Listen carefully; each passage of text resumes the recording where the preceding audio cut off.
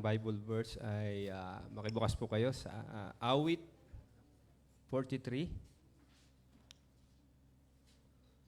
verse 1 to 5 po. Akin pong babasahin ng verse 1. Kung kayo po yung nariyan na, ay kayo po ang sunod na babasa at tayo po ay magpalitan. Verse 1, sabi po, hatulan mong ako'y walang kasalanan, Panginoon, at laban sa masasama. Ako'y iyong ipagtanggol sa masasama at sinungaling. Ilayo mo ako ngayon. Verse 2 po.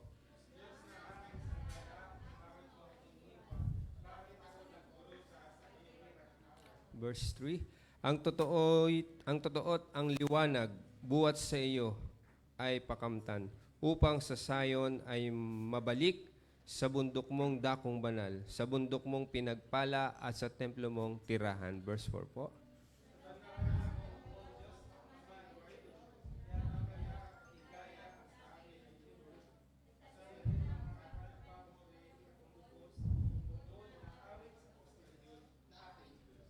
Last verse, verse 5 po. Bakit ako nababahala? Bakit ako nahapis? Sa Diyos ako ay aasa. At sa Kanya nananalig muli akong magpupuri sa Diyos ko't tagapagligtas. Ito ang aking pagpupuri, sa Kanya ko ihahayag.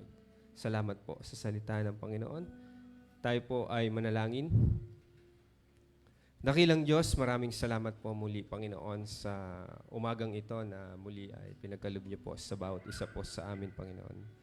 Salamat po, Panginoon, at sa mga nagdaang panahon, Panginoon, nagdaang oras ay patuloy na ikaw po, Panginoon, yung aming kasama, Panginoon, at patuloy na ikaw po yung gumagabay sa bawat isa po sa amin, Panginoon. Salamat po sa nagdaang panahon, Panginoon, sa mga biyaya mo na patuloy na binibigay mo sa amin, sa mga pag-iingat mo, Panginoon, sa mga pagpapala.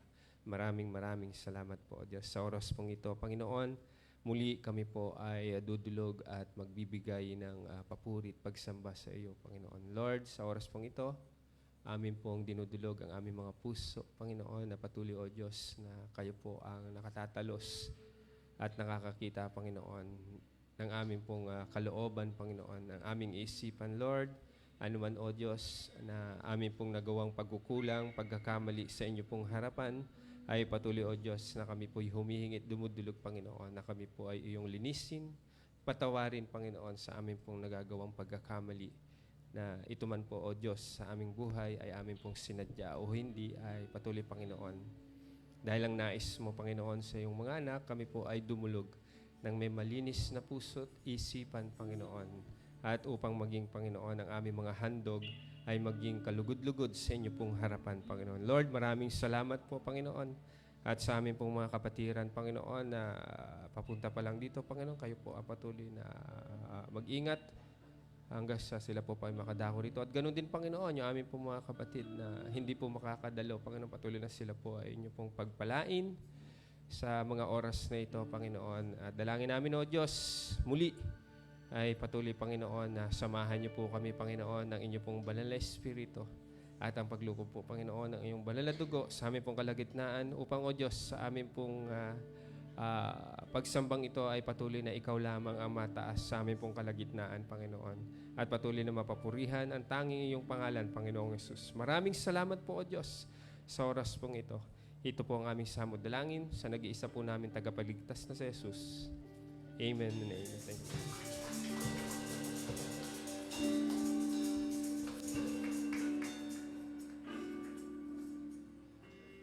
Ayan, isang mapagpalang umaga po sa ating lahat. Good morning po. Ayan, tayo po bang lahat ay may sigla?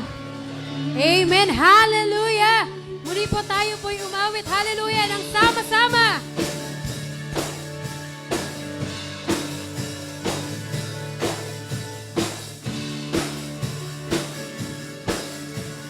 Halina't sama-sama.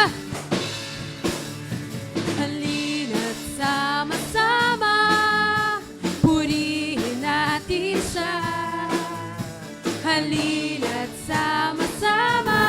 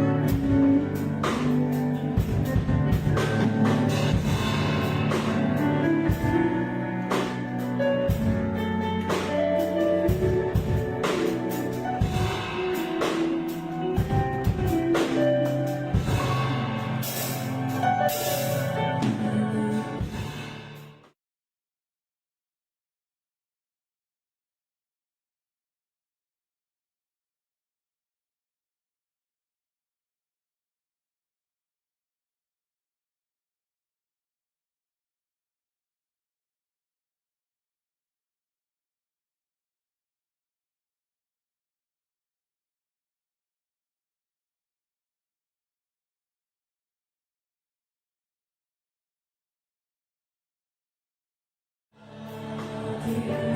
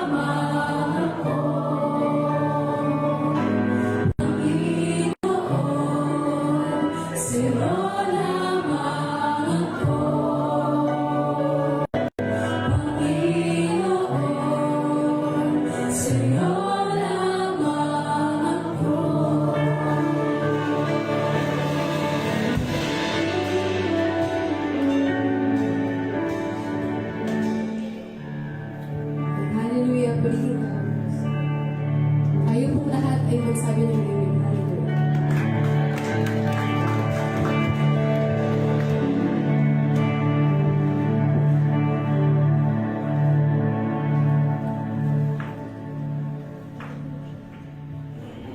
Okay, tayo po ay patuloy na magpasalamat sa Panginoon. Tayo po ay narito para sumamba sa Kanya. Amang banal na makapangyarihan sa lahat, sa pangalan po ng Panginoong Hesus, kami po ay lumalapit. Kami po ay nagpapasalamat dahil narito po ang inyong mga anak na patuloy na sasamba, maglilingkod po sa inyo, Panginoon. pamagitan ng mga awit, pamagitan ng pagkinig ng iyong salita, dakilang Diyos. At nagpapasalamat kami, Panginoon. Narito po ang iyong mga anak para patuloy na makinig po sa inyo. Sapagkat ito po ang dahilan para kami ay narito. Para lumakas, lalo at tumibay ang aming pananampalataya at pagtitiwala sa inyo, Panginoon. Panginoon, ilalapit po namin ang aming mga elder, mga diakono, mga kabataan, at mga bata na patuloy na nag-aaral sila, dakilang Diyos. Aming ipinamamanig sa inyo, Panginoon, na sila po ay tulungan nyo sa kanilang panahon ng pag-aaral. Tulungan nyo po ang kanilang mga magulang sa patuloy na pagsusupply ng kanilang pangailangan. Sa patuloy na pag-iingat mo po sila, Panginoon. Ito po ang nais namin patuloy na ipagpasalamat sa iyo, dakilang Diyos. Ganyan din, Panginoon, aming ilalapit sa iyo ang aming bansa, Panginoon, na patuloy na kumikilala sa iyo. Ang mga namumuno, Panginoon, nawa patuloy mo pong linisin, dakilang Diyos, ang kanilang katatayuan sa harap ng bayan, dakilang Diyos. Salamat po, Panginoon, mayroon kang mga lingkod na patuloy na maglilinis ng kanilang kalagayan. Salamat, Panginoon, sa mga namumuno na patuloy na nagnanais na itaas ang iyong pangalan. Salamat, Panginoon, mayroong mga namumuno nais na alisin ang mga karumihan, katiwalaan sa kanilang pangunguna, dakilang Diyos.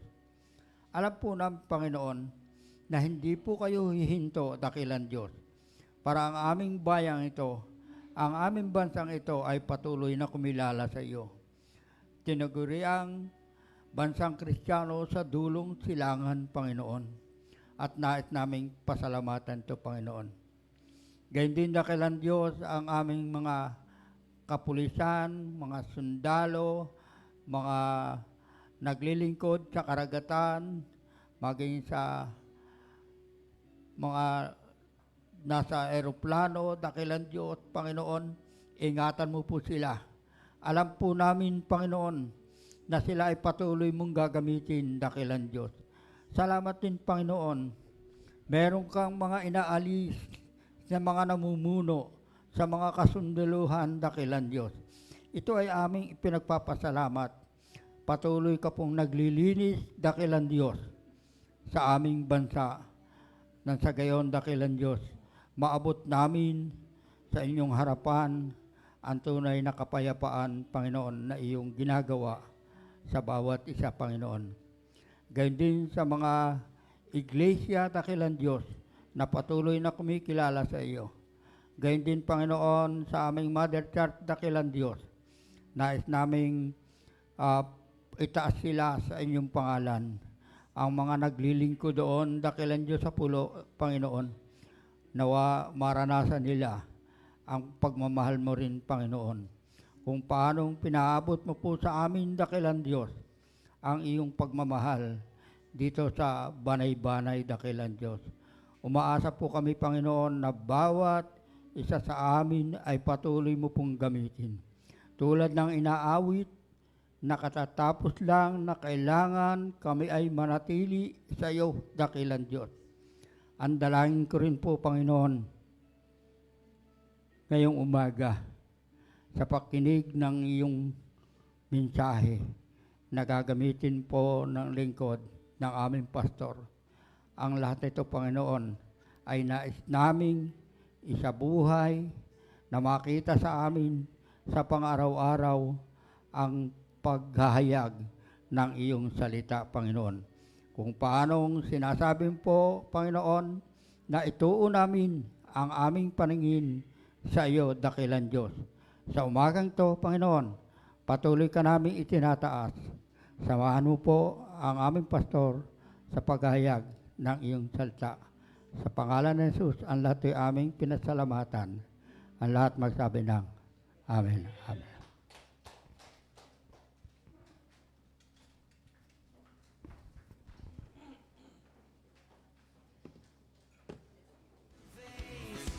Hear the sound of the broken chains. Prison doors are giving way. This is prophetic. I can feel it in the air. We lift our praise and you change the atmosphere. With hearts open now, everybody sing it out. I am free. Turn it up. This time I pray. Magandang umaga po sa ating lahat.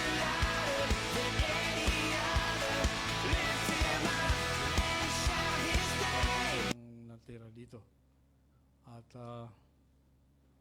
yung mga bulinggit naman ang medyo wala tayong space para sa kanila. And hopefully, sa biyaya ng Panginoon, tayo magkaroon din po ng time para po sa mga malilit na bata.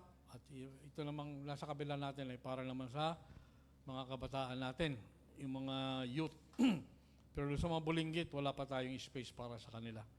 And hopefully, by God's grace, in the near future, tayo po ay magkakaroon ng lugar para po sa kanila.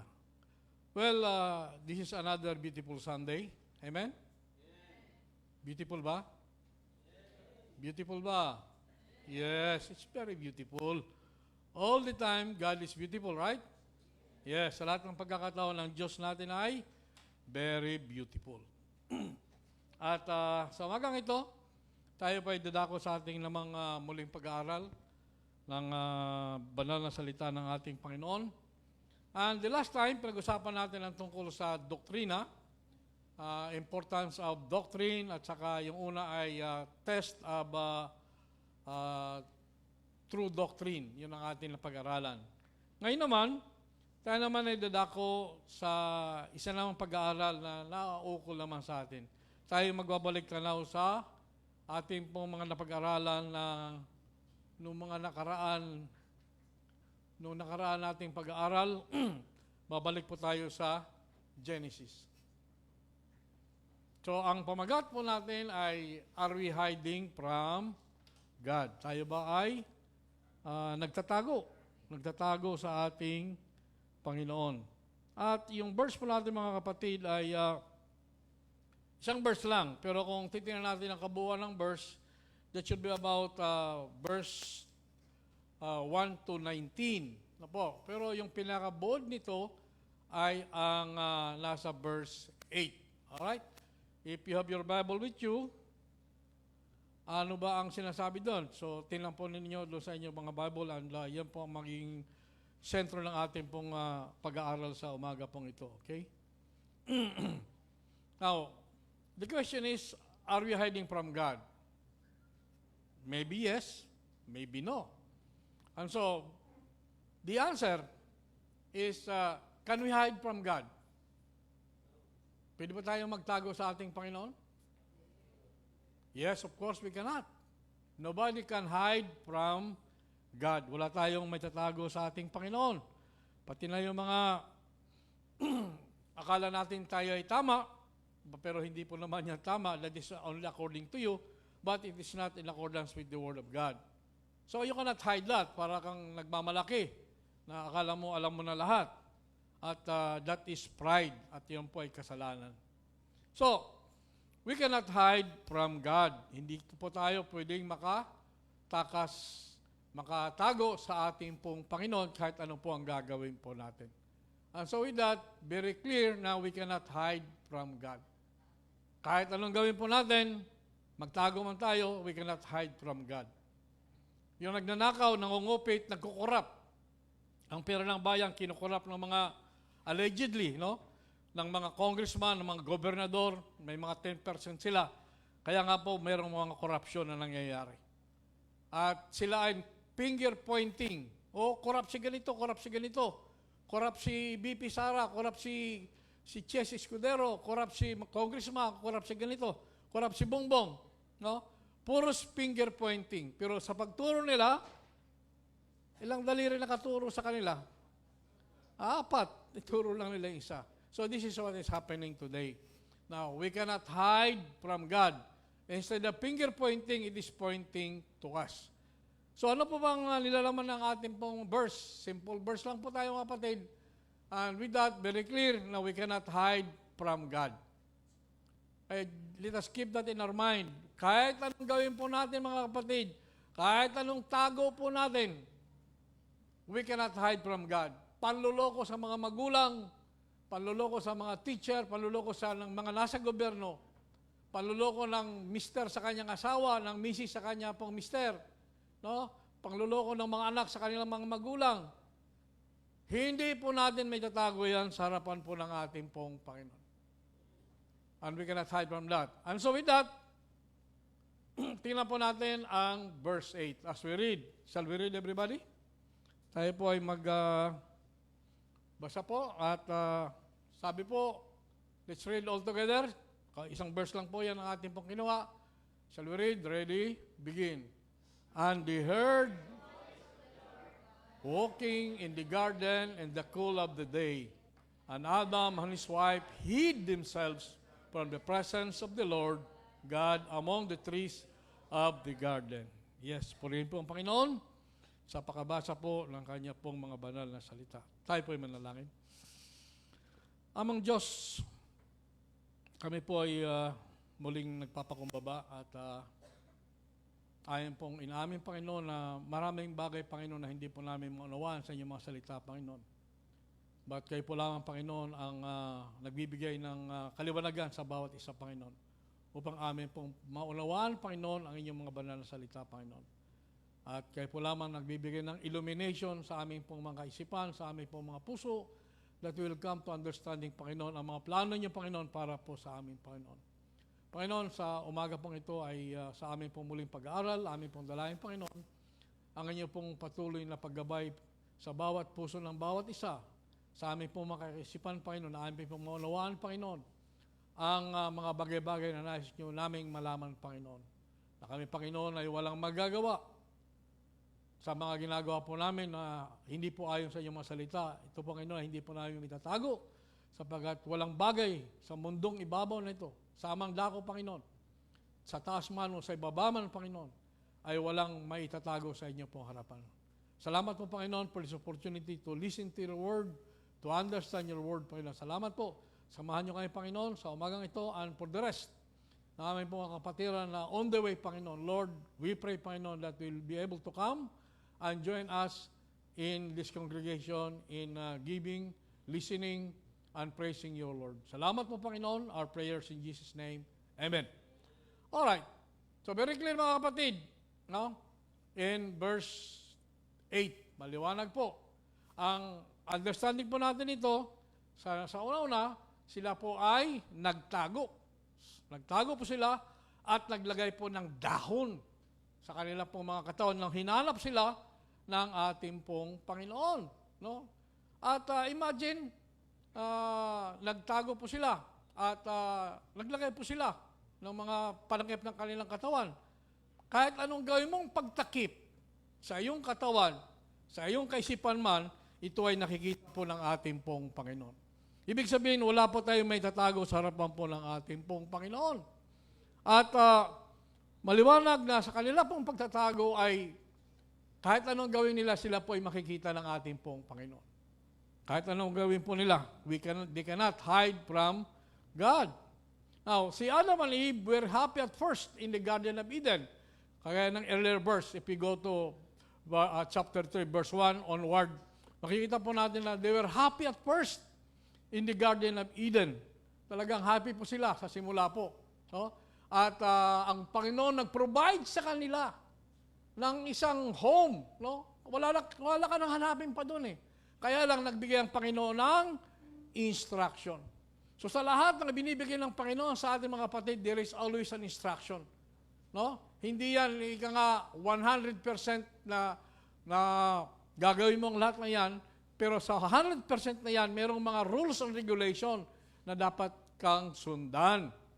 Yan po ang stewardship ng mga biyaya po ng ating pong Panginoon. Now, in the process, ano bang nangyari? Sila nga po ay tinukso ni Satanas. At Sa kanilang sa pagtukso ni Satanas, we understand na si Satanas ang pinaka-devious, no? Insidious, artful deceiver. Magaling po siyang magsalita, ano? Yung kanya pong mga binibigas, he is such a glib talker. Kumbaga, magaling siyang magdala ng mga kwento. Kung kaya nga po, si Adam and Eve ay natukso po sila. Natukso po. And of course, alam natin ang kwento, no? Pag kinain nyo yung prutas na yan, makikita nyo ang tama at mali at maging kagaya ka ng Diyos. So with that, na-tempt talaga si Eva na kainin at ito din ay binigay niya sa kanya pong asawa. At sila nga po ay nag-violate ng salita po ng ating pong Panginoon. Now dito, sa portion po ito mga kapatid, so maliwanag na sila ay happy at first in the Garden of Eden. Happy po sila. At sa kanila pong position doon, sila nga po ay nagtukso ng demonyo. Now, he raised the question, ang tanong, as to whether God was kind in withholding from Adam and Eve the right to use the good things by which they were surrounded. So, ang ginawa ng demonyo, nagkaroon ng question.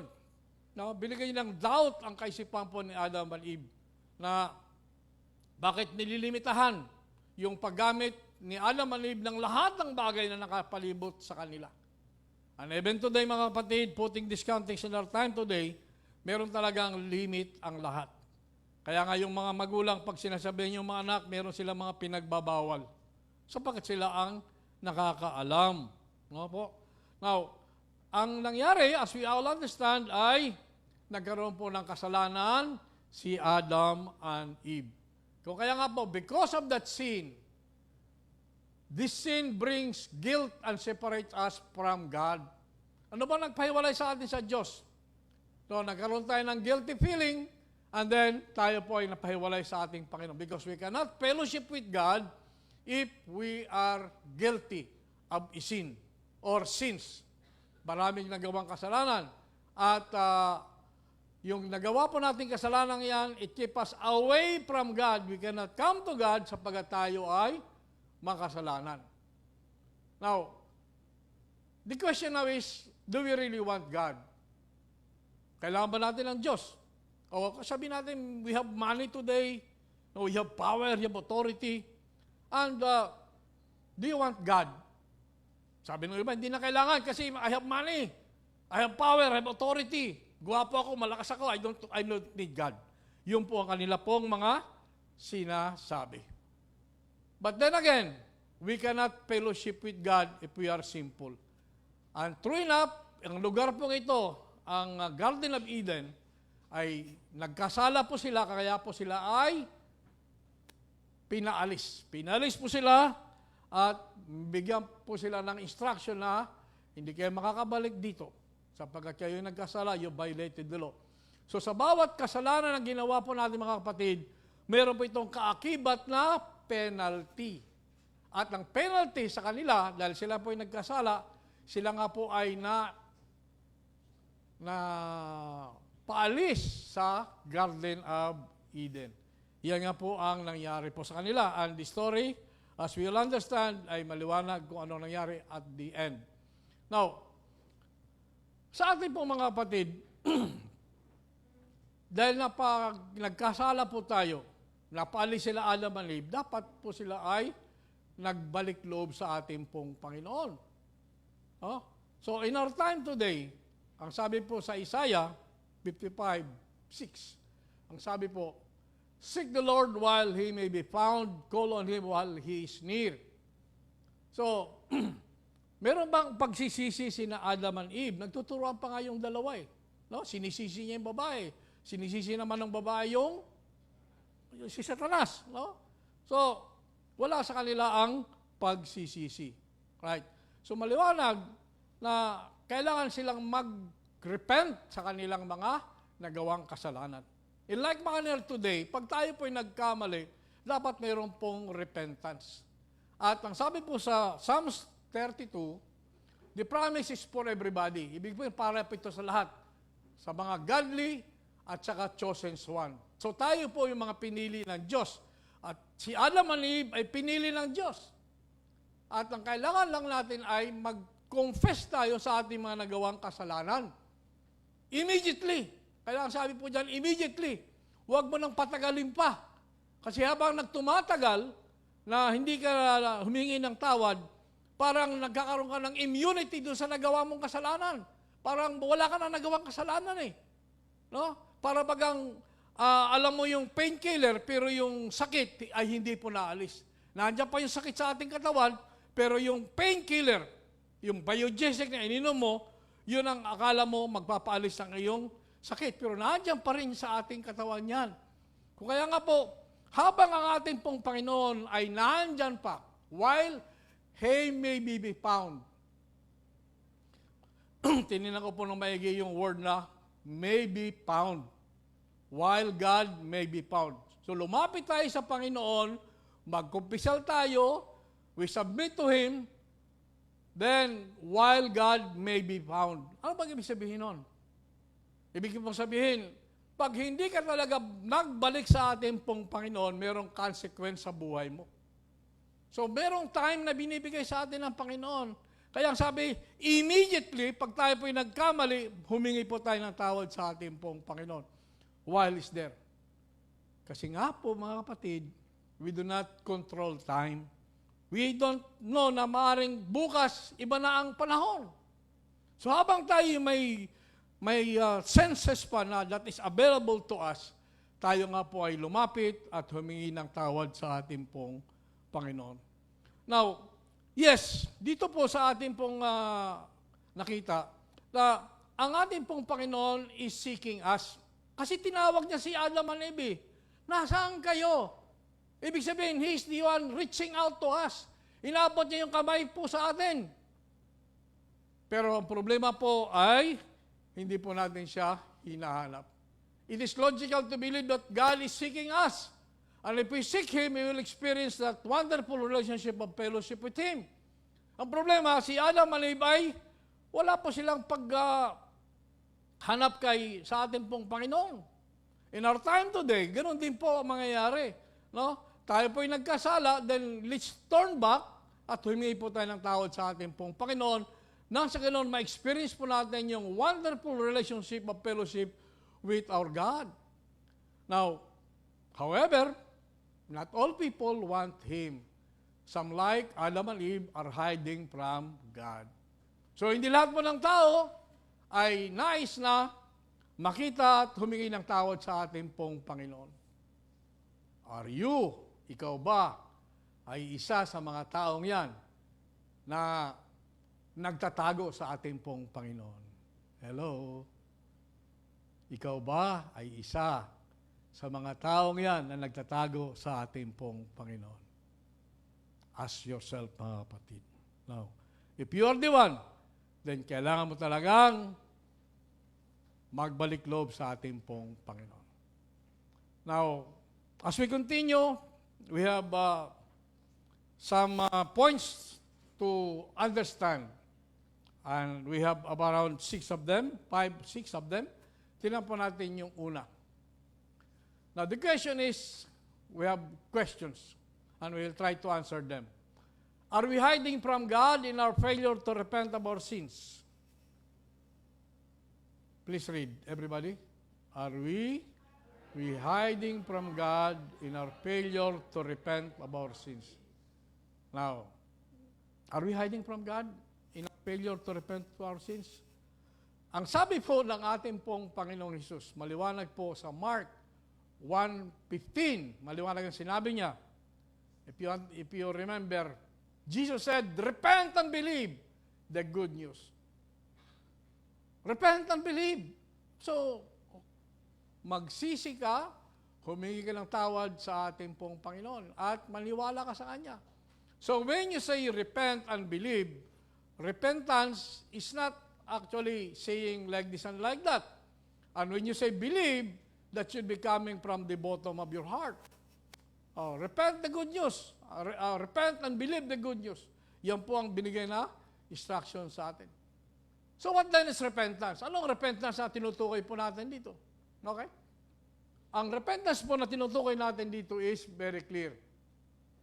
Repentance is a change of mind resulting in a positive direction that affects the whole of life, including the use of our time, money, leisure, talents, our all.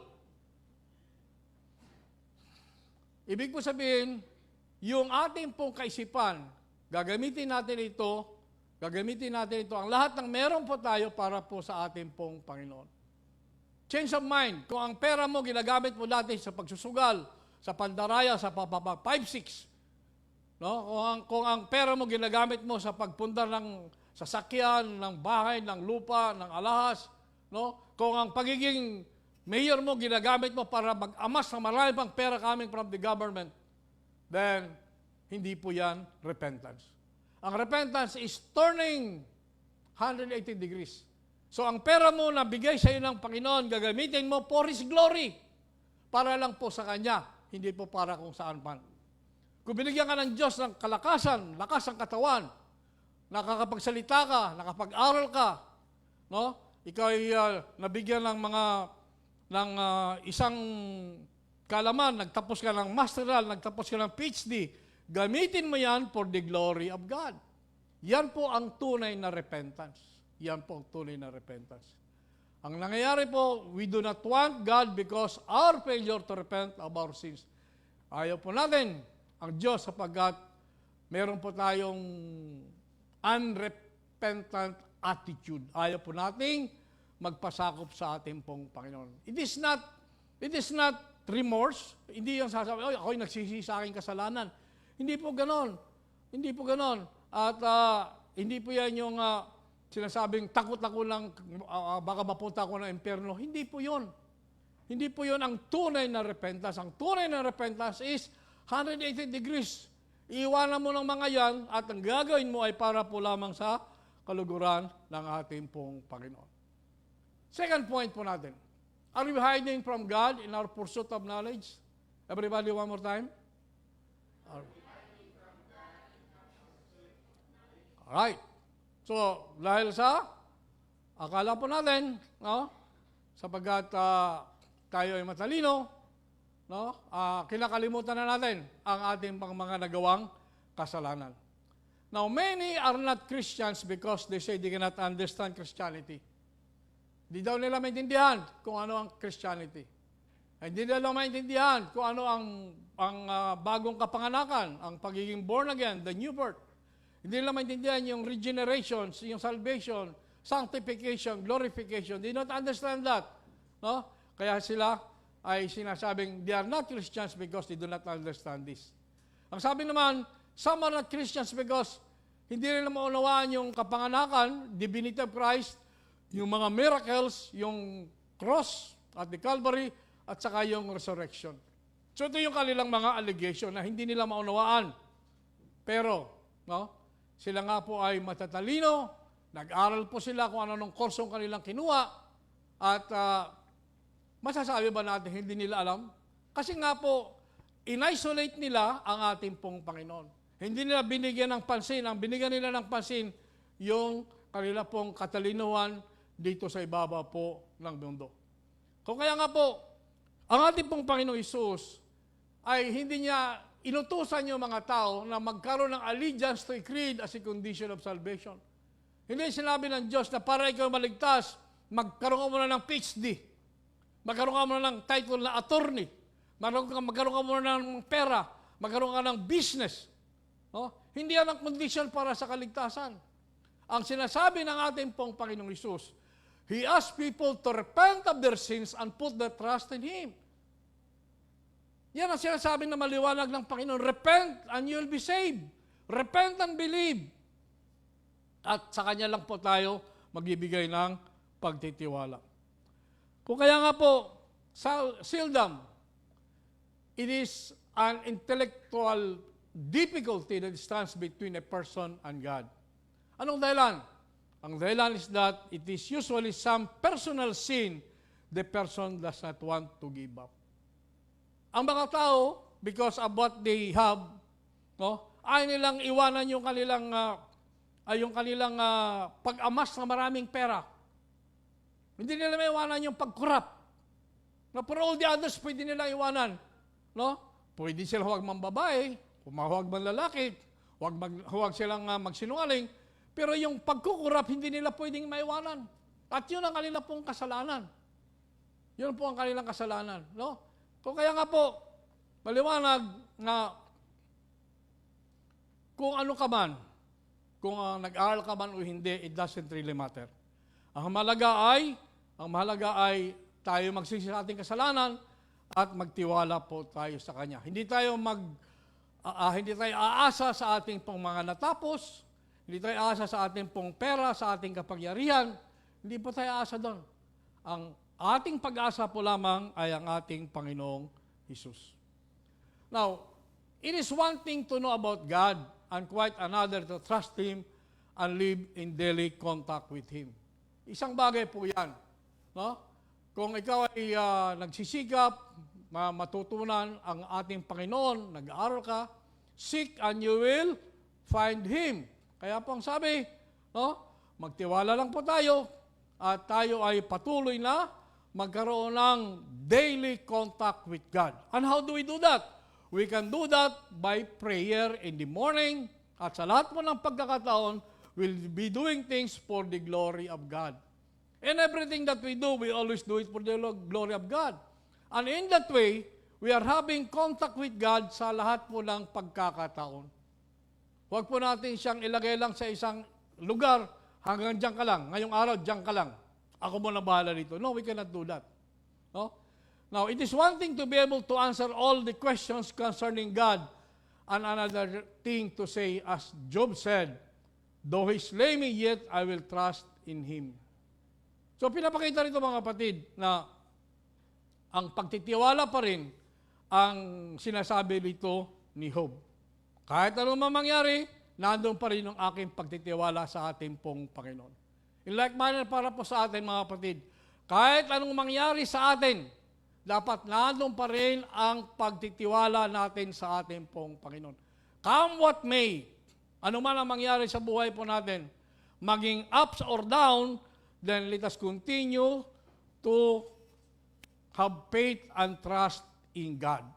Kahit ano man, magkasakit man tayo, magkaproblema tayo sa pamilya, magkaproblema tayo sa opisina, physically, in our health, then we have to continue trusting in Him. What happened to Job?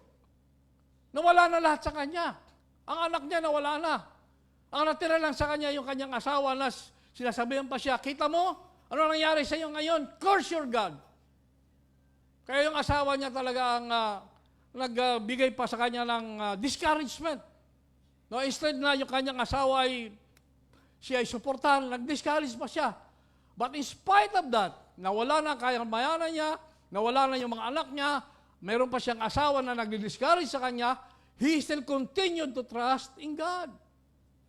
Ito yung sinasabi natin dito na we have to continue to trust in God sa lahat ng pagkakataon. We do not have to trust. Hindi po tayo dapat magtiwala sa mga bagay-bagay dito sa ibabaw po ng mundo. Ang ating pong pagtitiwalaan lang, ang ating pong Panginoon. Niyang religion, hindi tayo dapat magtiwala. Ang pagtitiwala lang natin ang ating pong Panginoong Hesus. Sapagkat ang kailangan po natin ay hindi relihiyo, kundi relasyon natin sa ating pong Panginoon. At ito ay pinakita ni Job sa ating, na nandun pa rin yung kanya pong pagtitiwala. In spite of the fact, nandun pa rin ang kanya pong pagtitiwala. Now, let's come to the third point po natin. Third point po natin, everybody read. Are we hiding from God in our church activities? Ikaw ba'y nagtatago dito sa church po natin mga kapatid? Sinasabing ako yung magsisimba. Now, is coming to church good? Yes, it is good. Pero meron tayong activities dito. Meron kang kasalanang nagawa, ayaw mong i-confess sa ating pong Panginoon, you cover it by coming to church every Sunday. Pero nandun pa rin ang unrepentant heart mo. Nandun pa rin ang hindi mo pagsunod sa Diyos. Nandun pa rin ang hindi mo pagsisisi sa iyong mga nagawang kasalanan. So you are hiding, tinatabi mo yung kasalanan mo by going to church, by doing the drums, by singing, or by conducting a Bible study, or by going to some other things such as yung mga may namatay, nandun ka, magpa-participate ka sa pagbibigay ng service, no? No, nagdadasal ka ng mga ibang tao, pinagdarasal mo, you're hiding from God. Kasi deep inside, meron kang problema. Gusto mong mawala yung mga problemang yan, yung mga ginagawa mong kasalanan yan by doing other things to make it appear that you are godly. No? Tingnan po ninyo, may mga ibang mga pananampalataya na pag sila ay umikot na yung basket, bago ilagay yung kanyang pera doon sa basket, titingin muna. Tapos bago niya ibaba yung kanyang pera, tataas mo na. Sa kanya bababa. You see? Kasi nga po, they are hiding from God. They would like to make it appear na sila nga po ay maka-Diyos. But the fact is, wala silang tunay na relasyon sa ating pong Panginoon. Alright? Now, there is a difference, mga kapatid, between service that is expression of our relationship with the Lord and service that is an attempt to evade a right relationship with the Lord. So, ano ba yung ating relasyon sa ating pong Panginoon? At ano ba yung tamang relasyon natin sa ating pong Panginoon? Let's look at that. Some, as we have said earlier, ang tamang relasyon, some are rendering service, running errands, and giving money to the church in an attempt to avoid surrender of self. So when you repent of your sins, there is that change of attitude. No? There is a change of attitude. Ang ginagawa po natin is that hindi natin ginagawa yun. Ang ginagawa natin, we will try to cover up sa mga kasalanan natin na gusto nating itago. Kaya nga sabi nga po natin, by giving tithes and offering, para sabihin na ikaw ay maka-Diyos. By helping other people, for people also to look, to see you, na ikaw ay talagang nagmamahal sa iyong kapwa. But that is just a cover. Ang totoo niyan, ay hindi ka pa nagkaroon ng tunay na relasyon sa ating pong Panginoon. So this is, ika nga, facial lang yon, panglabas lang yon, panglabas lang. Pero hindi siya pangloob ng puso ng bawat isa. Kaya ang sabi po ng ating pong Panginoong Hesus, kung tunay ka na if any man will come after me, let him deny himself and take up his cross and follow me. Itong sabi niya maliwanag. Kung nais mong sumunod sa ating pong Panginoon, I trust in you. Bunganga lang ang sinasabi mo. But do it. Kaya nga sabi natin, faith comes by, sabi natin, it is by grace or faith that you are saved and not of your own works. Kaya nga sabi po natin, after na maniwala ka kay Jesus bilang Panginoon at tagapagligtas, dapat may bunga yan. At ang bunga niyan ay ang cross. Ano ba yung cross? Ano ba nakita natin sa cross? Anong nakita natin sa cross? Nakapako ang ating pong Panginoon Jesus. By His blood on the cross, we were redeemed of our sins. Binago niya tayo. Inalis niya ang ating kasalanan, inako niya, at pinalitan niya ng kanyang kabanalan. Wala na po tayong kasalanan, inako niya na. Siya na ang umako sa ating kasalanan. Siya ang ating naging attorney pagdating doon sa langit. Siya na ang naging attorney po natin. Now, take up His cross. Ano ang cross ng ating pong Panginoon Jesus? Ang cross na sinutukoy dito ay noong 200, I think it's 200 kilos na binitbit niya yung cross. 200 kilos yun, binitbit niya yung cross. Noong pinasan-pasan niya yun. No? 200 kilos, kakayanin ba natin? Kahit nga 200 pounds, hindi natin kaya. Napakabigat. Anong ibig sabihin nun? Ang ibig sabihin nun, mga kapatid, no? Pinalo pa ang ating pong Panginoong Hesus. Tinusong pa siya. Di ba? Anong ibig sabihin ng cross na yan? Ang ibig mong sabihin yan, ang pagiging Kristiyano is not a bed of roses. Ang pagiging Kristiyano ay meron kang pagdaraan ng mga persecution. Marami kang pagdadaan ng mga problema. Marami. But God has given us the way out. Itinuro niya sa atin kung anong dapat natin gawin para hindi tayo malunod sa kasalanan yan, para tayo makaiwas. Maiwasan po natin at may tuwid po natin ang mga pagkakamali. Kaya nga sa atin po, mga magulang, meron tayong mga anak na pasaway. Meron tayong mga mister na pasaway. Meron tayong mga misis na pasaway. All of this is part of our cross. Nagkakasakit po tayo. Sakit sa tiyan, sa ulo, etc. This is part of our cross. Nangyayari po ito sa atin, mga kapatid. Kaya nga pong sabi dito, let him deny himself and take up his cross and follow me. Look at that word, follow me, susundan po natin siya. Kung ano pong ginawa, siya yung ating model, siya po yung ating pong best example. Kaya kailangan po dito, mga kapatid, is total commitment from them, even unto physical death. Pinakita ng ating pong Panginoong Hesus, unto physical death, namatay na siya. No? Pinahirapan na siya, nandun pa rin ang kanyang, pinapakita niya pa rin yung kanyang righteousness. Ang righteousness niya, pinapakita pa niya rito.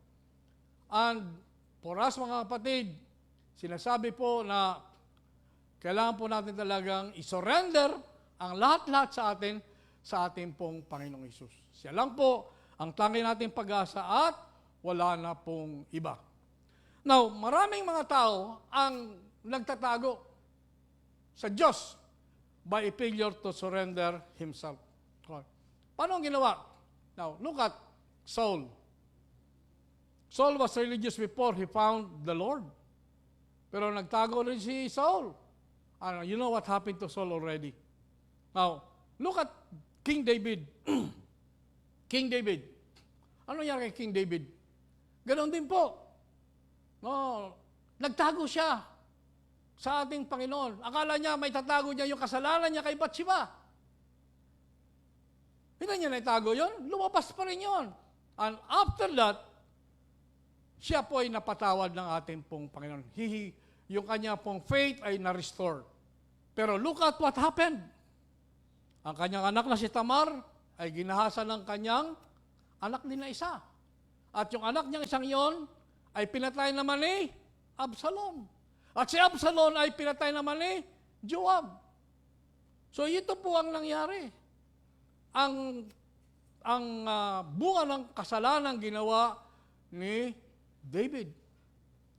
And more than that, namatay pa yung bunga ng kasalanan nila ni Bathsheba.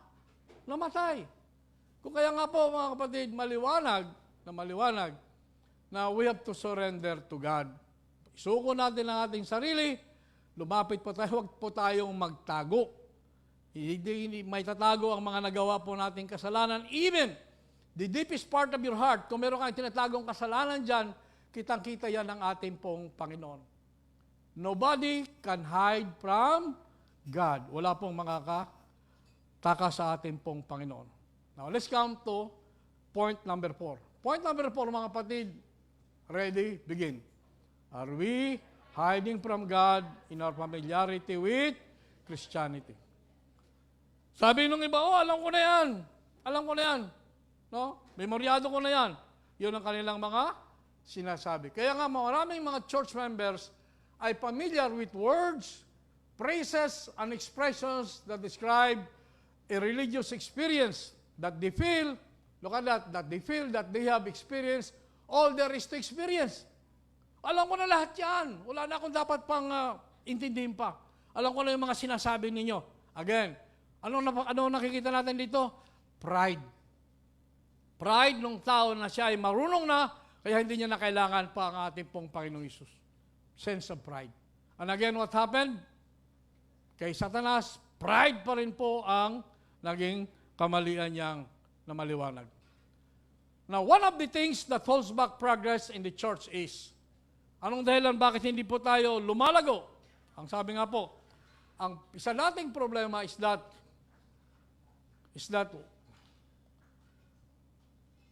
marami po tayong mga member ng church, in general,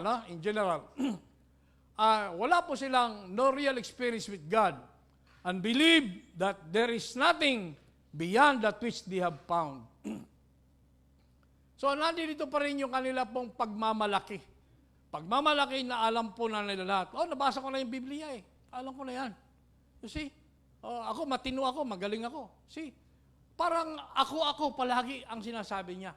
At hindi niya naranasan yung humility, yung humbleness sa presensya po ng ating pong Panginoon. Kahit anong alam natin na tayo'y inaapi, nandun pa rin yung ating pong pagpapakumbaba. Humility. Ito nga po ang wala sa mga taong ito sa ngayon. So that is one of the problem why ang mga churches ay hindi pa rin lumalago because of people who are not humbling themselves in the presence of God. Dapat po nandun ang pagpapakumbaba. At sila nga po ay kakaunti lang naman po sila eh. They are the ones who have only small doses of Christianity and have failed to experience abundant life in Christ. Assuming nila na sila ay matuto, maalam na sila sa salita ng Panginoon at hindi nila naranasan talaga ang tunay na pagkakaroon ng tunay na relasyon sa ating pong Panginoon. How is that? Yung tunay na relasyon sa ating pong Panginoon. Ang tunay na relasyon sa ating pong Panginoon ay nandun sa iyo yung peace of mind. Nandun sa atin yung masaya ka na kahit wala kang kayamanan, ang kayamanan natin ay ang ating kabutihang loob, ang ating relasyon sa ating Panginoon. Yun ang kayamanan natin. Sapagkat, for what profits a man if he gains the whole world and loses his soul? Paliwanag na sinasabi na, siya lang ating unang hahanapin. Matthew 6:33, siya lang at wala na pong iba. Ang problema nga po, ang hinahanap po natin ay ang ating pong sarili, nagmamalaki po tayo because of what we know. Nakalimutan mo na ang lahat ng nasa iyo ay galing naman sa ating pong Panginoon. We cannot own anything in this world because everything comes from God. The physical ones that we have, the intellect that we have, the wisdom, the understanding that we have, all of this ay galing po sa ating pong Panginoon. Now, moving on, let's come to this second to the last one. Are we hiding from God? Again, everybody, are we hiding from God in our failure to come to grips with reality? Well, what is the reality here, mga kapatid? Ano bang reality ng buhay po natin sa ngayon? Ang reality natin, mga kapatid, very simple is that sa buhay po natin ay meron talagang ups and down. This world that we are in today is not perfect. Kaya marami pa tayong mararamdaman ng mga physical pain, emotional pain, mental pain, mental problems that we have, financial problem. Napakadaming problema dito sa ibabaw ng mundo. That is very, very true. Pero sabi nga natin earlier na God is there for us. Hindi niya tayo papabayaan. Nobody can snatch you from the palms of the hand of God. Nandun, the good shepherd, the chief shepherd. Ang the chief shepherd po natin, ang ating pong Panginoong Hesus, hindi niya papabayaan na tayo ay makuha po ng kalaban. He is there. Kaya maliwanag po na ang mga itinuturo na sinasabi ng iba, ang kanila pong sinasabi is that too often we have said, come to Christ and everything will be all right. Tama po ba yung sinasabi niyan? Hindi po. Not everything will be all right. Yan po ang mga maling sinasabi po natin. Magbalik loob ka sa Diyos and everything will just be fine. No. Mali po yan. Kaya ang sabi po, have we been guilty of leading people to believe that Christianity is a flowery bed of ease and that a Christian will not experience the shocks of this hard world? Hindi nga, ibig sabihin po mga kapatid, ang pagiging Kristiyano is not a bed of roses. Meron pa rin tayong pagdadaanan ng mga persecution bilang isang Kristiyano. Ito po ang maliwanag po, na maling-mali na sinasabi po natin, tayo nagkakamali sa pagsasabi po sa mga tao because of this. Kaya nga po, Christianity is not a bed of roses. It is cross. Sabi nga natin ngayon sa cross, ang cross ay papasanin mo ang mga napakaraming bagay. Persecution. Inostracize ka ng iyong kapwa. Minamalit ka ng iyong kapwa. Mayroon ka bang problemang pagdaraanan? May sakit, may problema sa anak, may problema sa asawa, may problema sa trabaho. All of this, mga kapatid, is part of the cross. Kaya nga po, sa ating pong pagiging Kristiyano, meron talagang mga conflict saka hard knocks. Meron talagang conflict saka mga dadalang mga mabibigat na mga problema. Sino sa atin dito ang walang problema? Meron ba sa atin walang problema rito? None. All of us have problems. But because we are Christians and we come to God, then ang Diyos ang nagbibigay sa atin ng pamamaraan upang how to handle all of these things. Siya ang nagbibigay sa atin. Kaya nga, it is not really a bad process. Now, to find peace, rest, and comfort without cross-bearing is to seek an illicit shelter of the soul. Kung gusto mo magkaroon ng kapayapaan, ng katahimikan, no? Without the cross, nagkakamali ka. Malaking pagkakamali pag hindi ka nakapasan ng cross na binigay sa iyo ng ating pong Panginoon. So ang cross na yan, mabigat yung cross na yan, ang pagdaraanan nating lahat.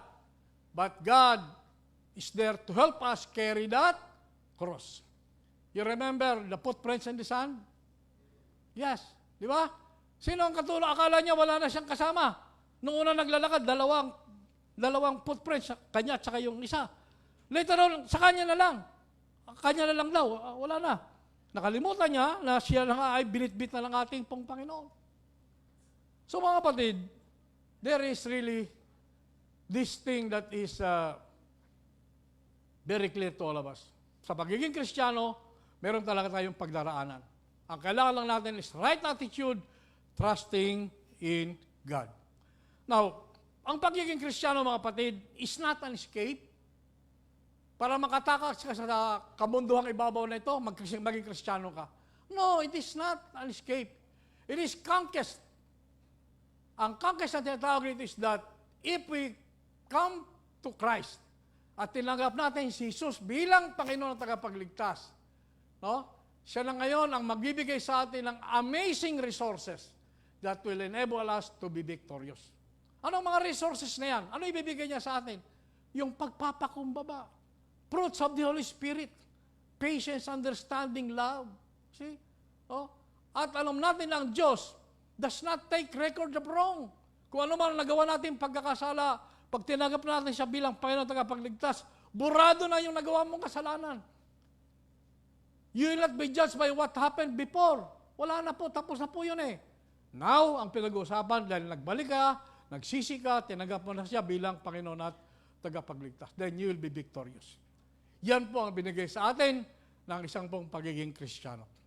Now, susundin po natin kung ano sinasabi po ng banal na aklat. Let's go back to our doctrine. Ang pagsusundan po natin, ang banal na aklat po lamang. Sa ating pong pag-aaral, last 2 sessions po natin. No? Ang doktrina po natin, ang Biblia, anything that is not coming from the Word of God, ay mag-ingat po tayo. Because we are being deceived by the enemy. Kaya, religion cannot take us to heaven. No. It is only your relationship with God that will take us to heaven. Not religion, not money, not power, not authority, no? That will take us to heaven. Now, the man who has found God, pag nakita nyo ng Panginoon, has not insured himself against trouble, but he has found one who will show him how to turn trouble into triumph. Ito na sinasabi po natin nagmula kanina. No, kung nakilala mo na talaga ang Panginoon, kung nakilala mo na siya talaga, then, hindi yan insurance na wala nang trouble sa'yo. O, tinagak mo na si Jesus, I'm okay na. No, hindi yan ang insurance mo na wala nang trouble na mangyayari. Pero, ang mangyayari po sa atin ay papakita sa atin ng Panginoon kung how to turn trouble into triumph. Kung anong pinagdaraanan mo, ipapakita ng ating pong Panginoon paano ka mananalo against the trouble that you're facing, against the problem that you're facing, against the sins that you are facing. Tuturuan ka ng Panginoon kung paano mo ma-overcome yan. And we can only overcome all of those things by love. Pamamagitan po ng pagmamahal. Love conquers all. Yan po ang sabi po ng ating pong Panginoon. Now, last one. Everybody, one more time.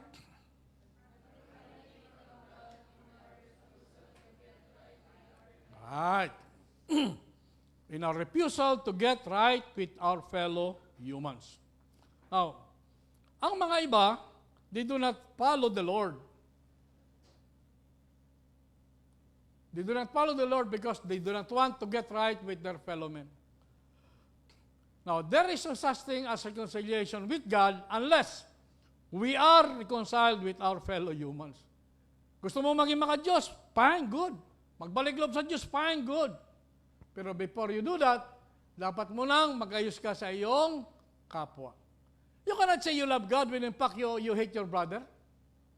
You cannot say you love God when in fact ikaw ay isang tatay, isang ina na pabaya sa iyong mga anak. You cannot say you love God. You cannot say that you are okay with God when in fact ang pamilya mo napapabayaan mo. You cannot say that. Unless we are reconciled with our fellow humans. Hello? Hello? Mukhang serious na serious kayo. We are just stating a point here, mga kapatid. No? Bago ka maging maka-Diyos, ayusin mo muna ang iyong kapwa. Siya muna ang ayusin mo because you cannot be right with God kung meron ka pang problema sa iyong kapwa. Sa iyong asawa, sa iyong anak, dapat mo munang ayusin yan para maging maayos mong lahat. Ang sabi po ni Paul, ang sabi ni John, anyone who claims to be in the light but hates his brother is still in the darkness. So maliwanag po ang sinasabi dyan. No? You cannot be claiming that you are godly when in fact na nandun ka pa rin sa darkness. Darkness meaning nandun ka pa rin sa kasalanan. At ang kasalanan yan ay nais mong itago sa pag-akala mo na makakalapit ka sa ating Panginoon. Now, another one. In 1 John 3:10, I have some verses here. Ang sabi rito, this is how we know who the children of God are and how the children of the devil are. So malalaman natin kung sino anak ng Diyos saka sino anak ng demonyo. Look at that. Pakibasa nga, anyone who does not do what is right is not child of God, nor is anyone who does not love his brother. So maliwanag po mga kapatid. No? Love your brother. Now, another one in 1 John 4:20. Let's read this one. Everybody, if anyone says, I love God, yet hates his brother, he is a liar. For anyone who does not love his brother, whom he has seen, cannot love God, whom he has not seen. You copy that? Paano mo malalaman? Paano mo masabing mahal mo ang Diyos na hindi mo nakikita, samantala yung kapatid mo na nakikita mo, hindi mo mahal? You cannot say that. I love God. Hindi mo nga siya nakikita eh. How much more? Yung kapatid mo, yung tao, nandiyan nakikita mo, hindi mo siya mahal. How much more sasabihin mong mahal mo ang Diyos na hindi mo nakikita? Ito nakikita mo eh. So mga kapatid, this is about trust. This is about our faith in God. Now, ang cross po natin mga kapatid ay nandyan at hindi po natin maiwasan yan. Ang atin lang dito is that alam natin na ang Diyos ang magbibigay sa atin ng way out to overcome all of this persecution. Now, in summary, ito po yung mga tinalakay po natin. Ang mga tinalakay po natin ay ang mga sumusunod. We have 6 items. Shall we read? Shall we read? Ready? Begin. From the top. Are we hiding from God in our failure to repent of our sins, pursuit of knowledge, church activities, familiarity with Christianity, failure to come to grips with reality, and refusal to get right with our fellow humans? Now, let's come to our challenge. So may challenge tayo. Right?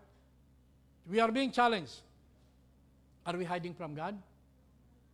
Are we hiding from God? No, we cannot hide from God. Can you hide from God? No. We cannot hide from God. Kahit anong nagawa po nating kasalanan, we cannot hide from God. Everybody read. Are you hiding from God? What is your reason? Be like Adam and Eve and you may have broken one of God's commands.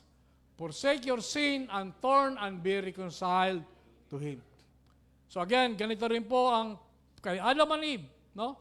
Kailangan po nilang, sila nga po ay, does it state in the Bible na at the end of the day, sila nga po ay nag-reconcile sa ating pong Panginoon. At the end of the day, they were able to reconcile with God. Pero ang bunga ng kanila pong ginawang kasalanan ay was carried on. Kaya nga po meron tayong tinatawag na inherited sin coming from Adam and Eve. So the challenge, mga kapatid, is very clear. And let us read again as part of the challenge to us. We cannot hide from God. Kahit anong gawin po natin, we cannot hide from God. Now, let us be comforted by two verses. Two verses coming from Jeremiah at saka coming from Hebrews. Now, let us read this one. Everybody?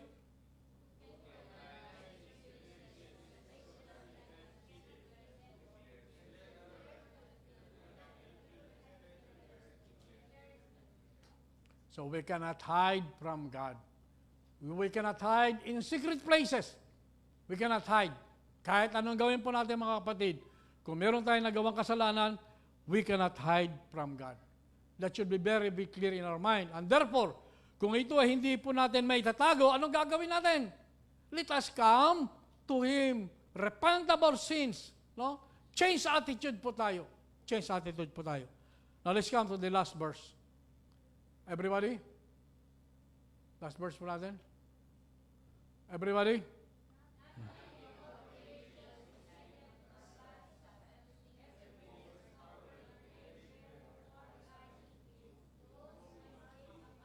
Yes. Ang maganda dyan sa verse po yan, we have to give an account. Sa lahat ng ating ginagawa, mga kapatid, at the end of the day, we'll face our Maker, our Creator.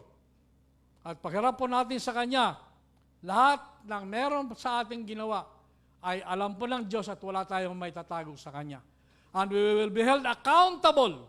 Kaya ang sabi po dyan, we must give an account. All of us will be held accountable sa ating pong mga ginawa dito sa ibabaw po ng lupa. Parents, you'll be held accountable by God on how you handle your family. Husband, you'll be held accountable by God on how you handle your family. Wives, you'll be held accountable by God on how you handle your family. People who were given blessings such as money, such as power, authority, no?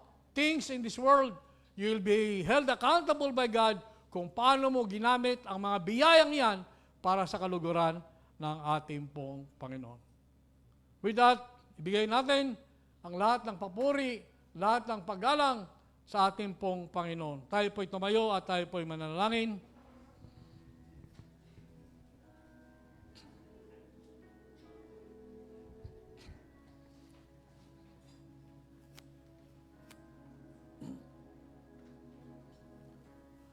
Panginoon, muli kami, Panginoon, nagpapasalamat sa isa pong mabiyayang umagang pinagkalob niyo sa amin. Na amin pong napagbulay-bulayan, Panginoon, ang inyo pong banal na salita. Tunay nga po, Panginoon, na meron kami mga nagawang mga pagkakamali, meron kami mga nagawang kasalanan, Panginoon. At there were times, Panginoon, na kami, Panginoon, ay nagkamali ng pag-iisip na amin pong itago ito sa inyo pong presensya, Panginoon. But right now, Panginoon, amin pong napagtanto na wala kaming may tatagong anumang bagay, Panginoon, sa inyong harapan, Panginoon. None of us can hide anything from you, Panginoon. And Lord, knowing this, Panginoon, kami humihingi, Panginoon, ng kapatawaran, Panginoon, sa nagawa po namin kasalanan ito, Panginoon. Lord, redirect our hearts, Panginoon, sa amin pong repentance, Panginoon. Magkaroon kami, Panginoon, ng change of mind, change of heart, Panginoon. Change of attitude, Panginoon, towards your name, Panginoon. Na kami, Panginoon, ay maka-overcome, Panginoon, sa mga kasalanan ito, Panginoon, na amin pong dinadanas, Panginoon. Sapagkat kami, Panginoon, ay umaasa, Panginoon, that by your grace and mercy, kami, Panginoon, ay makakalagpas sa mga persecutions, Panginoon, sa mga troubles, Panginoon, na amin pong pinagdaraanan sa buhay po namin ito, Panginoon. Lord, salamat po. At tunay nga po, Panginoon, na nandoon ang inyong patuloy na pagpapala, pag-iingat, pangunguna, Panginoon, sa lahat ng inyong mga anak, Panginoon. At nandoon, Panginoon, kineklaim po namin ang inyong pong pangako, Panginoon, that you'll never leave us nor forsake us, Panginoon. Salamat mo muli, Panginoon. At muli, binabalik po namin sa inyong Panginoon lahat ng papulit paggalang sa matamis na pangalan ni Jesus na amin pong Panginoon tagapagligtas. Ang lahat ay magsabi ng Amen and Amen. Palakpakan po natin ang ating pong Panginoon.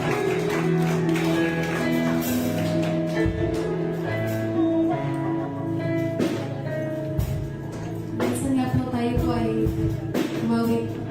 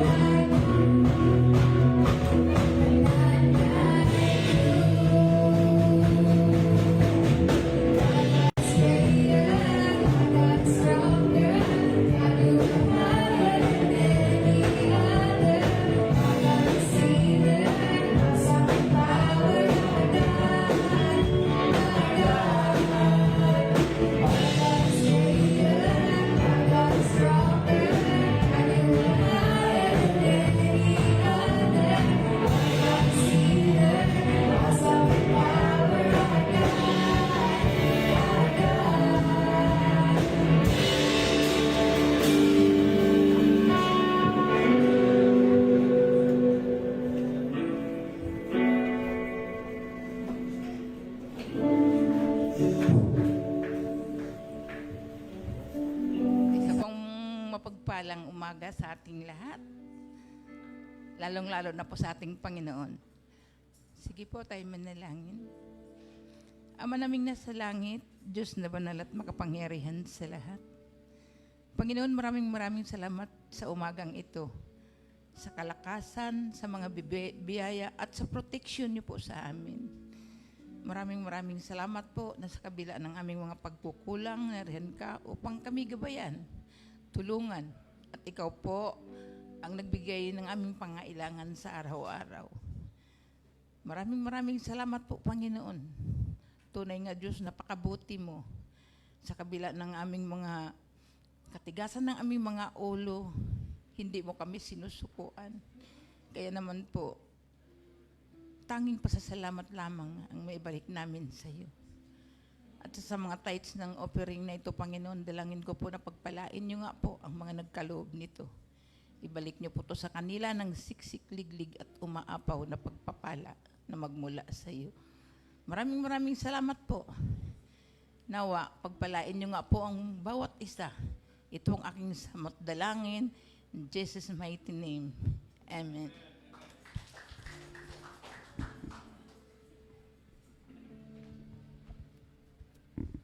Ayan, isang mapagpalang umaga po sa ating lahat. Tayo po'y dadako sa ating mga announcement. Ang Adult and Youth Sunday School po ay 9 a.m. to 9:30 a.m. Yan po ay every Sunday.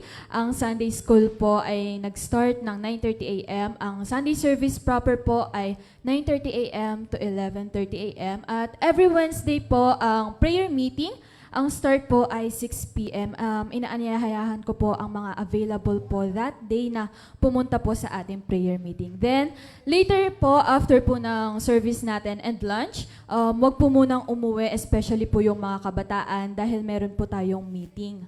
And next po. Ayan po, yung sa t-shirt po natin para po sa anniversary po. Kung sino pa po yung humabol na magpalista, lumapit na lang po kay Ate Lorvie. And for the price po ng mga t-shirt, i-ask na lang din po si Ate Lorvie. Ayan, meron pa po ba tayong karagdagang announcement po?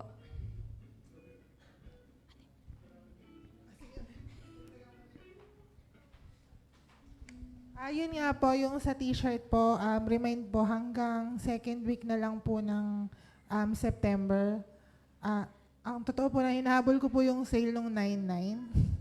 Kaya sana po makakuha ko ng magandang voucher para maka-discount po tayo sa Shopee. Which is ginagawa ko naman po ever since yung last 2 shirts natin. Again po, kung sino pong gustong humabol, yung po palang price ng t-shirt per size, nag-iiba po siya. Kaya hindi ko po masabi dun sa iba kung magkano po yung total.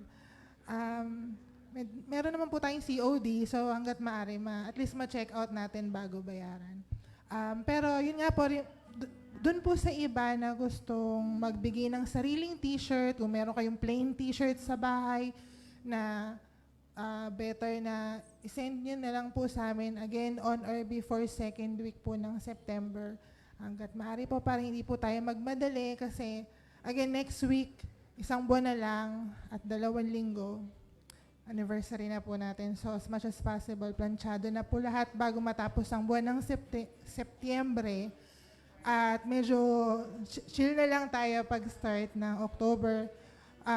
Marami pa pong preparation. But of course, kahit as early as now, nagpa-prepare tayo. I hope na every Sunday is special Sunday sa ating lahat. Hindi lang every event or every time na meron ditong ganap sa simbahan. Again po, kahit ano pong t-shirt, hindi po kailangan sundin yung kulay na yan. Kung meron kayong close na kulay na family, dyan, black, gray, I suggest wag light color kasi light po yung print natin. But anything na dark or matingkad, basta contrast dun sa kulay ng print po natin. Yun lamang po.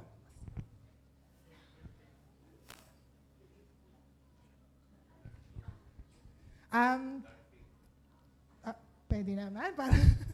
So, yun pong sa print po pala, sa church na po yung sasagot po ng print.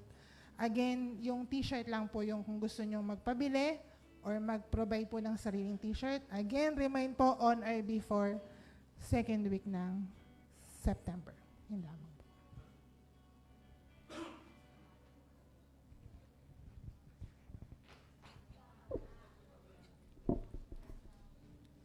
Ang anniversary po natin mga kapatid is fast approaching. Anong week ba ngayon? Third week? Third week. Third Sunday. Third Sunday of October. So we are now in the process of preparing for this. So kung may mga suggestions pa kayo, welcome naman po sa t-shirt. May sinabi si Myra para makabawas-bawas din sa expenses, no? Ang mga iba pang activities natin na before ng ating anniversary ay pinapag-uusapan pa muli ng mga elders kung ano ang pwede pa nating magawa. Alright, reminders uli, yung ating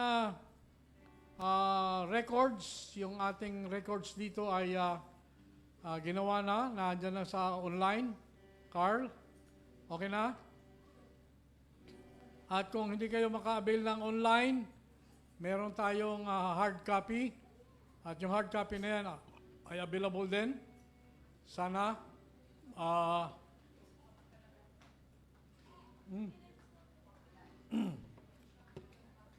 sana ay available na rin yan at may print natin. Yan yung ating access para kung gusto niyo online.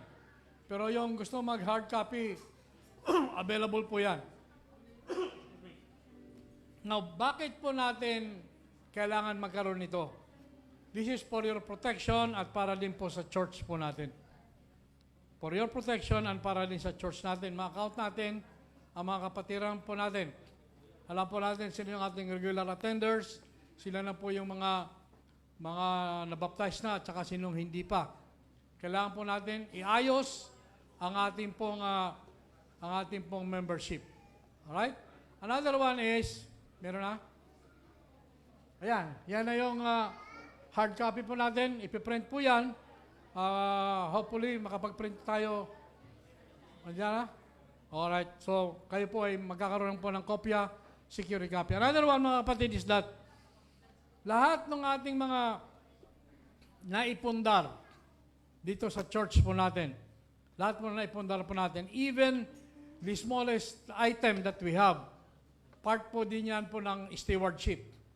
Yan po ay ating pong, nagkaroon po tayo ng initial inventory at ngayon naman po ay magpapatuloy po tayo ng inventory nang sa ganun po ay makita po natin kung ano mga equipment na kailangan pa natin at saka yung equipment na dapat po natin i-dispose at saka yung equipment na dapat po natin i-maintain. Nang sa ganun, malaman ninyo kung ano yung kailangan natin, ano yung hindi na kailangan. Anong gagawin natin doon sa mga obsolete na mga equipment natin. So lahat pong yung mga kapatid is part of stewardship. Atin pong ayusin yan. Nang sa ganun po ay maayos po yung ating pong admin section po natin. We have still work to do. Marami pa tayong mga gagawin. Nag-aalala po tayo na baka bumaha muli at mahirapan naman sina Nanette at saka yung ibang kabataan, si Myra, para maglinis na naman dito, maglimas ng ating church. So we are looking at that. Pati na po yung maintenance po ng bubong natin, kung pareulan, ang ating alulod sa kabila ay bumibigay na naman. So kailangan po nating asakasahin lahat ng mga yan. So lahat pong yan ay gagawin po natin sa tulong-tulong na effort ng lahat. Hindi po ito magagawa ng ating pong mga elders lang, kundi kailangan po natin ng pagtulong-tulong ng lahat. Alright? Meron bang gustong sabihin yung iba? Wala na po. At with that, tayo po ay tumayo at tawagan ko po si Kuya Gunyo sa ating pong closing prayer and benediction.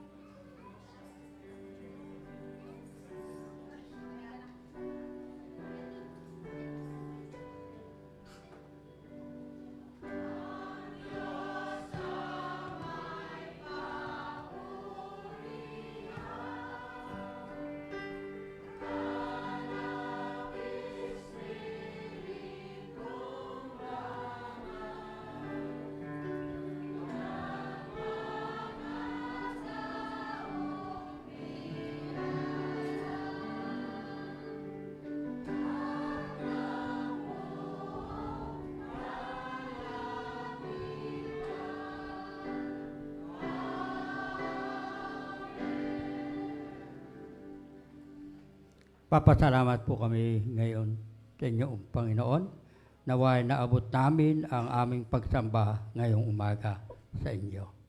Sa Kanya na makapag-iingat sa inyo upang hindi kayo magkasala at makapaghaharap sa inyo ng walang kapintasan at may malaking kagalakan sa Kanyang kaluwalhatian sa isang Diyos na ating tagapagligtas sa pamagitan ni Jesucristo na Panginoon natin.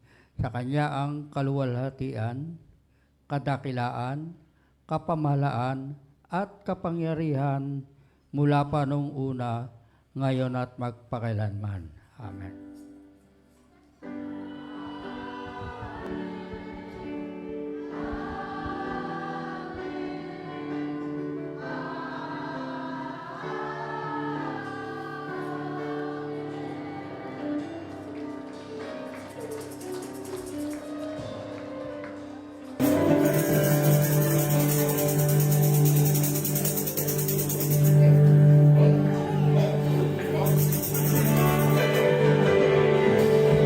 Ayan, hallelujah.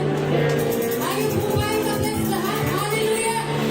Ito po ay ulitin po ng buwan na magtatapos sa may kagalakan, may kasiyahan. Hallelujah.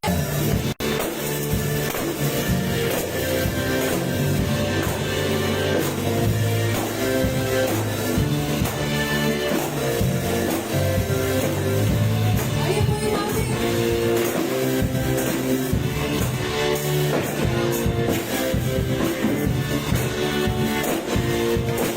May hirap, may siya, may tuwa sa piling ito. Sapagkat hirap lang, puso ay naglalako. May awit, may sayaw, at tutulog para sa Diyos. Ng puso, pinagdaanan ng luwas. Ang loob na ay napakalapan, ang loob na ay kagalakan, ang loob na ay kalakasan. Sa bawat puso, pinabagyan, kaya ang awit ng pagpuli, awit ng pasasalamat, at ang awit ng pasalamat. May parang sa Kanya, may malapit sa Kanya, may tulak, may saya, may tuwa sa piling ko. Sapagkat hirap lang, puso ay naglalako. Awit, may saya, at tutulog para sa Diyos. Ang puso, pinagpala ng luwas. Ang loob na ay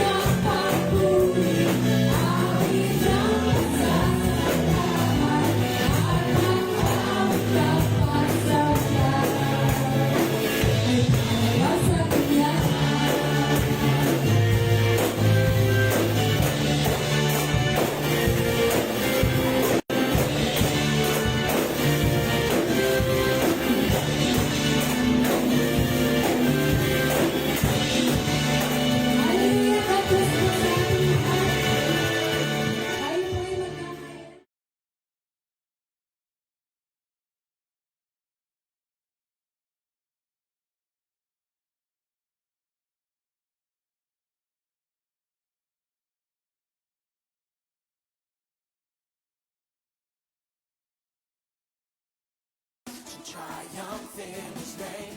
Thanks be to